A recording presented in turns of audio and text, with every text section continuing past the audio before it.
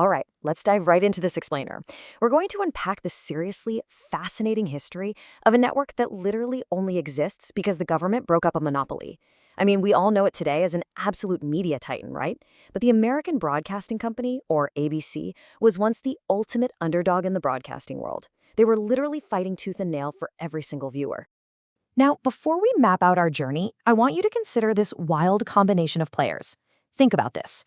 What do the federal government, a lifesavers candy tycoon, Walt Disney, and Donald Trump all have in common? Seriously, it sounds like the setup to a really strange joke, doesn't it?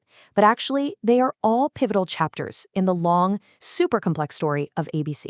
So here's our roadmap for today's explainer. First, born from government mandate. Then, Hollywood saves the network. Next up, the Rooney-Arledge news revolution. After that, scandals and legal battles. And finally, streaming and global ABCs. Section 1. Born from government mandate. You know, it's pretty wild to think about, but ABC wasn't founded by some visionary creative entrepreneur. Not at all. It was actually forced into existence by a 1943 Federal Communications Commission mandate. The FCC wanted to expand competition in radio, so they straight up ordered NBC to divest one of its two networks.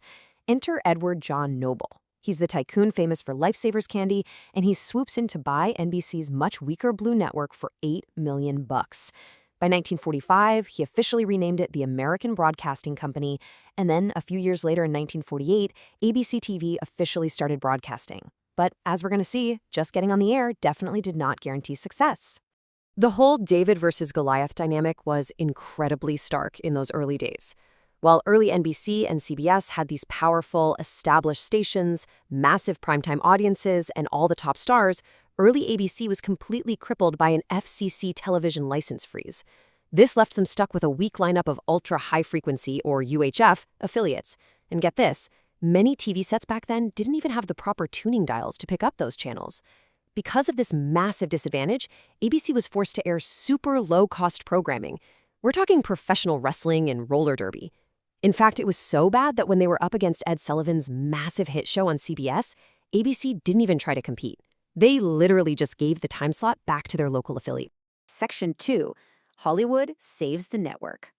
So moving into the 1950s, ABC was struggling heavily. I mean, they were nearly bankrupt. But then a massive $25 million buyout from United Paramount Theatres became their absolute lifeline. Led by a guy named Leonard Goldenson, this 1953 merger provided a desperately needed immediate infusion of cash. And honestly, just as importantly, it brought in a team of experienced show business managers who fundamentally saved the network from going completely under. Now, Leonard Goldenson was smart. He applied his theatrical background to television using a strategy called narrowcasting. And this simply means targeting a specialized niche audience that your larger rivals are completely ignoring. Goldenson looked around and noticed that NBC and CBS were totally bypassing baby boomers and suburban families. So rather than fighting the big networks head-on for the exact same viewers, Goldenson used narrowcasting to aggressively go after the youth market.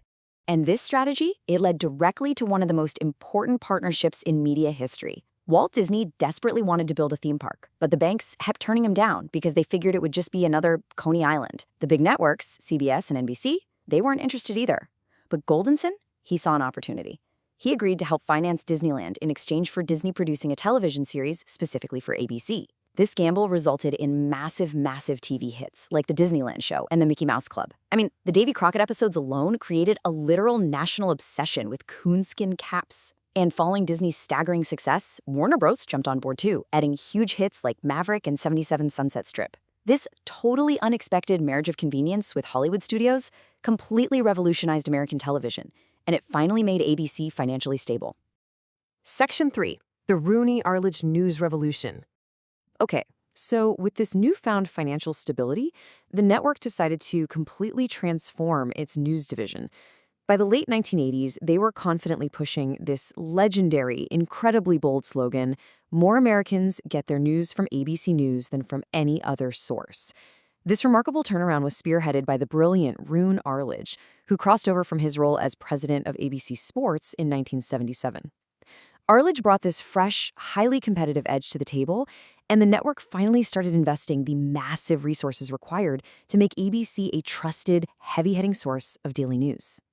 Arledge wasn't afraid to actively experiment with the broadcast model, and he ended up creating a rapid-fire succession of enduring powerhouse programs.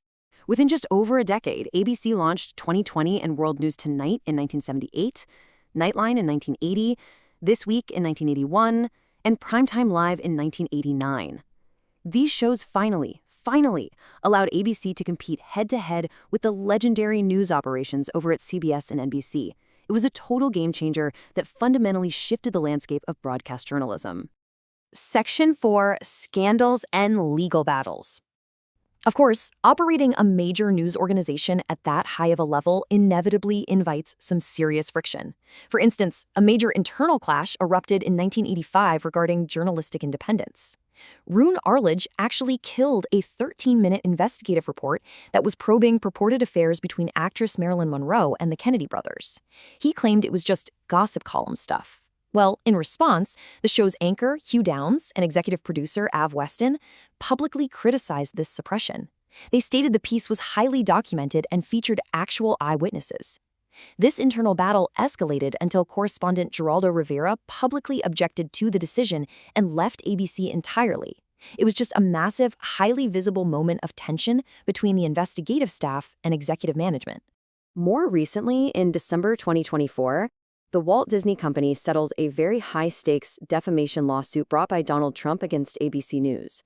Trump sued over statements made by anchor George Stephanopoulos during an interview, specifically regarding the E. Jean Carroll case. Disney and ABC agreed to a settlement where they paid $15 million to Trump's Presidential Library Foundation, covered $1 million in his legal fees, and issued a public statement expressing regret for the inaccurate claims made by Stephanopoulos. Legal experts pointed out that this settlement happened quite a bit earlier than typical in pretrial procedures, which effectively kept the whole matter out of a prolonged discovery process. And fast forward just a bit to November 2025. Following a reporter's question regarding the Jeffrey Epstein case, President Trump became angry and publicly called for the revocation of ABC's broadcasting license. Regardless of where you stand on the politics, these incidents really highlight the ongoing high-pressure friction between major media networks and high-level political figures today. Section 5. Streaming and Global ABCs. Now, to survive in our modern era, ABC has had to aggressively adapt to the digital age. They are definitely no longer just an over-the-air television channel. Back in 2018, they launched ABC News Live, which is a 24/7 streaming channel available on major platforms like Roku and Hulu. Then, their radio division was completely rebranded to ABC Audio in 2019 to embrace this massive portfolio of on-demand podcasts. Plus, they've expanded their digital footprint even further by absorbing highly respected data journalism brands, like 538, straight from ESPN. But, with the internet making all this content accessible worldwide, global brand confusion is incredibly common. The American Broadcasting Company here in the U.S. is a commercial, Disney-owned entity that spans TV, radio, and streaming. Meanwhile, over in Australia, the Australian Broadcasting Corporation shares the exact same initials, but it is an entirely separate, publicly funded organization. They run vital, continuous, 24/7 news services like ABC News Radio, 4PN 94.3 FM out of Townsville. So, same letters, totally different organizations. As we wrap up this explainer, I want to leave you with a crucial question to ponder. From a forced radio spinoff to a digital streaming giant, how will traditional networks survive the next evolution of media? I mean, the history of ABC shows us that adaptation is the absolute key to survival. Whether it was pioneering Hollywood studio partnerships back in the 50s, reinventing news broadcasts in the 80s, or aggressively pivoting to digital streaming today, the media landscape literally never stops shifting, and these titans have to constantly evolve if they want to keep our attention. Keep that in mind the next time you tune in.